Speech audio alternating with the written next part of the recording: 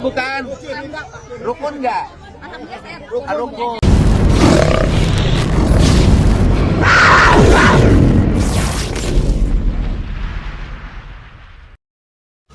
Oke, assalamualaikum warahmatullahi wabarakatuh, teman-teman. Kita bertemu lagi. Kita bahas nih yang di Sukabumi ada kerusakan, ada kerusakan di tempat ibadah atau apa gitu, kurang tahu gua. Kita lihat aja dulu yuk. Toleransi agama kita, aduh, sangat-sangat kurang ya. Coba kita lihat yuk, gas lanjut.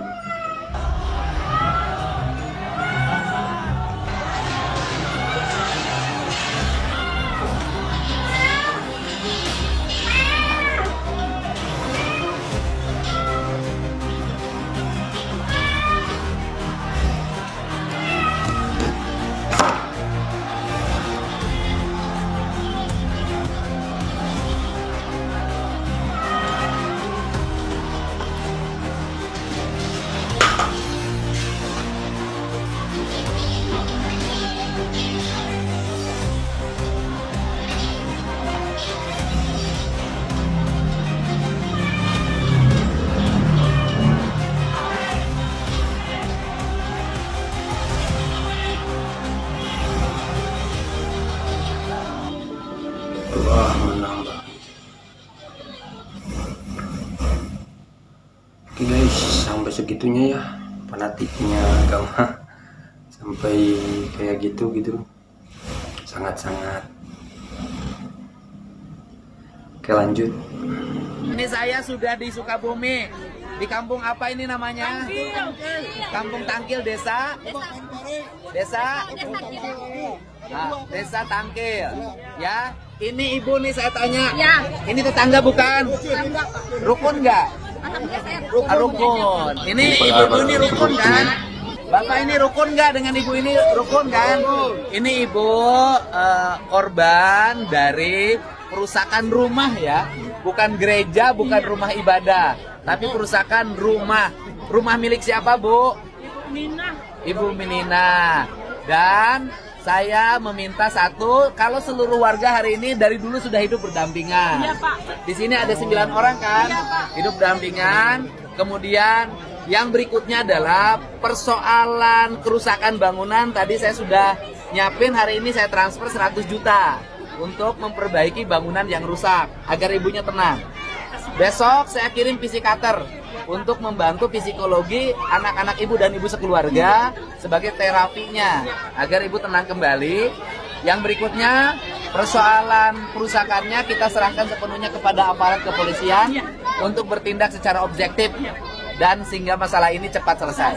Itu Bu ya. Iya, Pak, makasih Terima kasih. Banyak. Terima kasih banyak Pak Dedi. Ibu titip pesan apa buat warga? Mari kita sama-sama bangun kerukunan walaupun kita berbeda, Bhinneka Tunggal Ika. Ibu gimana Bu? Ya sama Pak. Mau hidup rukun?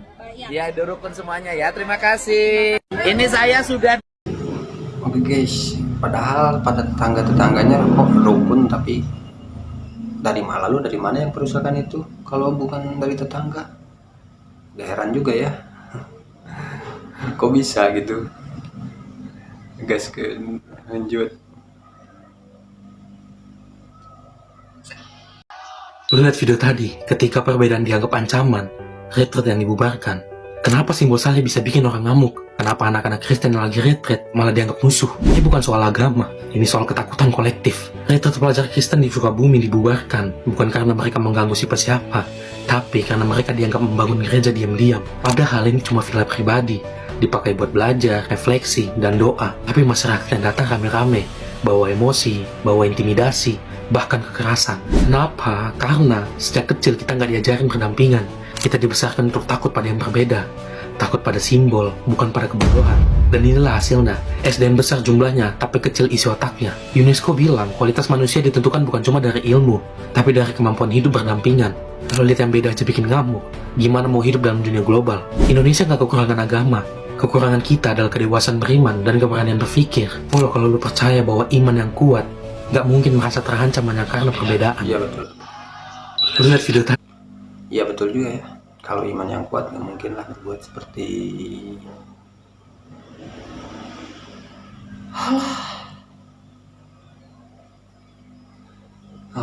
berbuat seperti tadi ya, nggak mungkin kan. Oke lanjut. Kang Deddy Mulyadi langsung gerak cepat menangani kasus perusakan villa di Cidehu, Sukabumi. Untuk mereka yang terlibat perusakan rumah atau villa langsung masuk ranah pidana itu menjadi tanggung jawab kepolisian. Kang Deddy tentunya tidak bisa mengintervensi karena itu adalah ranah pidana. Kemudian untuk rumah yang dirusak atau villa yang dirusak, Kang Deddy sudah berkenan memberikan bantuan sebesar 100 juta rupiah. Saya baru saja melihat videonya, luar biasa. Nah, yang jadi persoalan adalah kasus psikisnya keluarga dan anak-anak yang ada di lokasi kejadian saat terjadi penyerangan. Semoga mereka bisa mendapatkan penanganan dan pendampingan agar di kemudian hari mereka tidak terjadi trauma karena adanya penyerangan di villa atau di saat mereka mengadakan retret. Terima kasih Kang Deddy, semoga sukses selalu Kang Deddy. Amin, amin, amin. Ya guys, lanjut. Bapak Ibu pendeta yang kemarin nemenin anak-anak retret dan diganggu sama orang-orang aneh ini, ya saya himbau Anda untuk tidak menerima permintaan mereka ya untuk berkeluargaan, karena mereka ketika melakukan ini juga nggak kekeluargaan ya. Ini ranahnya hukum, sangat-sangat anarkis, membuat anak-anak yang kemarin ikut itu trauma. Bahkan saya melihat beberapa postingan ya bahwa mobil-mobilnya pun sampai rusak, sampai lecet. Nah ini kemana ini aparat juga nih ya, tugasnya jaga atau tugasnya ngapain gitu loh, kok bisa kayak gini nih terjadi gitu ya. Jangan mau kekeluargaan, itu gambar-gambarnya muka-mukanya yang lagi ngerusakin itu udah jelas mukanya, udah nih Pak Polisi tangkap aja ya, nggak usah tunggu sampai ada orang lapor gitu loh. Ini udah benar-benar meresahkan ya. Kami umat Kristen sekali lagi tidak nyaman, tidak tenang untuk beribadah di negara ini ya. Gitu. Tolong ya Bapak Ibu pendeta, ini nggak bisa dibiarin ya. Yang kemarin nemenin anak-anak retret ini harus dilaporin gitu ya. Semoga Indonesia ini tetap damai ya, tetap baik, nggak kayak gini lagi. Oke, jadi pelajaran nih buat semuanya ya. Iya, Buat Bapak Ibu betul ya. Biar ada efek jerah gitu harus proses hukum seharusnya terus ditegakkan. Ya, menurut kalian gimana? Guys, hari ini gua bersama Ibu Rita Muljarto dan ada pengacara di sini Bang Subardianuka. Ibu Rita Muljarto yang videonya viral ini adalah guru pembimbing retret anak-anak di Sukabumi kemarin yang jadi korban persekusi. Bu, gimana kondisi anak-anak sekarang? Ya, saat ini anak-anak dalam pemulihan ya Pak ya. Dan mereka mengalami trauma ya. Pasti trauma. Kayak gimana traumanya? Ya, mereka tidak bisa mendengar suara kalau keras gitu. Dan mereka sering susah tidur. Sampai susah tidur katanya. Dan itu juga menjadi beban bagi orang tua yang melihat anaknya kondisinya masih ada dalam trauma.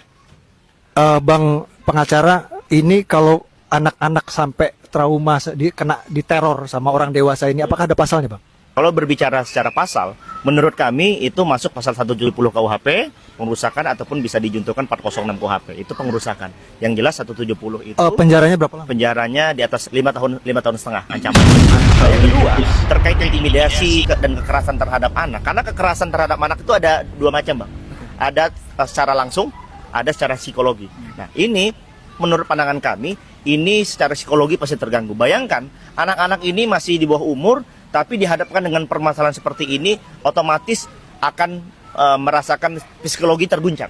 Dan pasti psikologinya jangka panjangnya. Kalau untuk pasalnya, menurut kami di pasal 76C, Undang-Undang Nomor 35 tahun 2014 tentang perlindungan anak, yaitu bisa diancam 3 tahun 6 bulan. Tapi dengan junto yang perusakan tadi total berapa tahun? Ya, kalau 3 tahun sekian ditambah 5 tahun sekian bisa 8 tahun ke atas. Ya kalau kami sih bukan hanya melihat berapa ancamannya, tapi ini harus dihukum berat. Kalau bisa lebih dari itu. Kan ini biadab. Bayangkan anak-anak teman-teman semua, anak bapak ibu yang menonton video ini. Amit-amit terjadi sama anak saya kejar sampai ujung semut.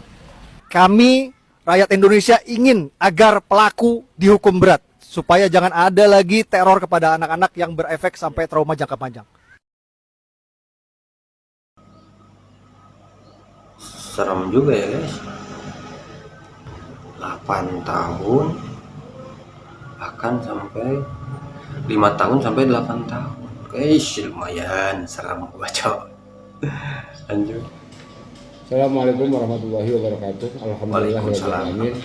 Saya Haji Ujang Hamdun selaku Sekretaris Umum MUI Kabupaten Sukabumi dan juga Ketua Ikatan Persaudaraan Haji Kabupaten Sukabumi mengajak dan menghimbau kepada seluruh jajaran pengurus IPHI dan MUI se-Kabupaten Sukabumi di berbagai tingkatan, wabil khusus di Kecamatan Cidahu, untuk tidak terprovokasi oleh isu yang tidak jelas, bahwa kasus yang di Cidahu bukan gereja, bukan tempat gereja, akan tetapi sebuah villa yang digunakan untuk kegiatan ibadah. Beberapa kali masyarakat menegur pengelolanya, namun tidak diindahkan oleh pihak yang villa. Dalam kesempatan ini saya menghimbau kepada seluruh warga untuk tetap menjaga kondisivitas Kamtibmas yang kondusif dan saling menghormati dalam rangka menjaga kesatuan umat. Saya akhiri, wallahu muwaffiq, wassalamualaikum warahmatullahi wabarakatuh. Guys, Ketua MUI Sukabumi pun Jawa Barat netapin 7 orang sebagai tersangka di kasus penggerudukan dan perusakan rumah di Sukabumi. Katanya Kabid Humas Polda Jabar, penetapan tersangka ini dilakukan setelah melakukan penyelidikan mendalam atas laporan perusakan rumah di Cidahu, Jawa Barat. Polisi juga periksa saksi-saksi terkait. Mereka, para tersangka, disangka merusak pagar, kendaraan, hingga peralatan keagamaan. Polisi bilang tidak akan menoleransi tindakan main hakim sendiri, apalagi kalau berkenaan sama kegiatan keagamaan. Sebelumnya warga merusak rumah yang digunakan untuk ibadah kegiatan retret di Cidahu, Sukabumi, Jawa Barat pada Jumat 27 Juli 2025 kemarin. Akibat perusakan itu, pemilik rumah mengaku alami kerugian sebesar 50 juta rupiah. Wah, nggak akan ada solusi kalau lewat jalur kekerasan, ya nggak? iya benar ya, kalau jalur-jalur kekerasan jangan berharap banyak untuk menyelesaikan solusi gitu. Yang ada hanya ya antara menyakitkan dan menyedihkan gitu. Kalau jalur kekerasan pasti itu. Dan ini video yang lagi rame terkait kasus di daerah Cidahu Sukabumi, udah pada tahu kan? Pasti dong, nggak mungkin nggak tahu. Cuman di sini gue mau membahas terkait komentaran kembali nih dari Tumila yang ada di Jawa Barat gitu ya. Kemarin-kemarin ngomong katanya mana nih Gubernur Jawa Barat, katanya Deddy Mulyadi kok kagak gercep, katanya giliran kasus seperti ini kagak ada datang. Giliran udah datang ya ke lokasi nih, ada lagi komen-komen yang kayak begini. Tuh. tunggu Pok, mana Pok? Lihat. Kalau nggak ada yang di penjara berarti Gubernur Jawa Barat cuma acting selama ini tentang kemanusiaan. Iya juga ya, serba salah juga ini. Oh, wah bener serba salah ya juga jadi gubernur. Lanjut. Tuh, ini komen-komenannya. Gua mah jadi kasihan sama pada Deddy Mulyadi, kagak datang, katanya kagak gercep, kagak mau ngurusin kasusnya. Giliran udah datang juga masih tetap aja dibully nih sama Tumila. Lu Tumila, pengen gua tindes-tindesin aja lu pada ya. Sumpah jadi kasihan gua sama pada Deddy Mulyadi beneran. Datang salah, kagak datang apalagi. Intinya mah ya terkait masalah hukum ini tuh udah ada aparat hukumnya yang menangani, udah pasti itu mah. Tinggal aja nanti gimana nih, siapa yang menang, siapa yang kalah begitu. Tentu sendiri hukum di negeri Konoha kayak bagaimana, tidak bisa dijamin lah ibaratnya gitu kan. Cuman di sini kan Pak Deddy Mulyadi sebagai gubernur sudah melaksanakan tugasnya, ibaratnya dia mendatangi kedua belah pihak nih, ditanya satu-satu gitu kan. Masih untung itu juga Pak Deddy Mulyadi mau ngurusin hal kayak begini. Coba kalau gubernur-gubernur sebelumnya mana ada mau turun kayak begini. Giran yang dulu-dulu kagak ada, pada komentar-komentar teriak-teriakin gubernur mana. Giran sekarang gubernurnya udah ada juga masih tetap pada dijulitin, lo pada heran. Sama intinya nih belajar lagi toleransi ya, toleransi dalam beragama. Gua muslim tapi gua juga tidak membenarkan terkait pengrusakan terkait kegiatan keanarkisan orang-orang muslim kepada mereka non muslim ya. Kembali lagi naikin lagi tuh nilai Pancasila dan pelajaran yang dulu pernah kita dapetin terkait PPKN. Bahwa di negara Indonesia ini tuh memiliki beragam macam budaya, suku, bangsa, dan agama. Ingat, ya, bertoleransi antar agama. Jangan saling ganggu dah, masing-masing, gitu kan. Jangan mencari celah salah satu agama jelek ini, salah satu agama ini jelek, jangan. Bareng-bareng, toleransi, ya, beragama. Udah, gitu aja, baik. Mantap. Ya benar, semua harus toleransi karena kekerasan juga gak enak di sisi manapun menurut gue ya. Ya mungkin ada segelintir orang yang gak suka. Saya baru pulang dari desa Tangkil, Kecamatan Cidahu, Kabupaten Sukabumi. Saya sampaikan 4 hal ya. Yang pertama, peristiwa perusakan yang dilakukan oleh warga terhadap rumah Ibu Nina yang dihuni oleh Pak Yongki dan keluarga sebanyak 9 orang dan sudah berpenduduk sebagai warga desa Tangkil merupakan peristiwa pidana yang harus disikapi secara hukum. Untuk itu, saya meyakini proses hukumnya akan berjalan secara objektif.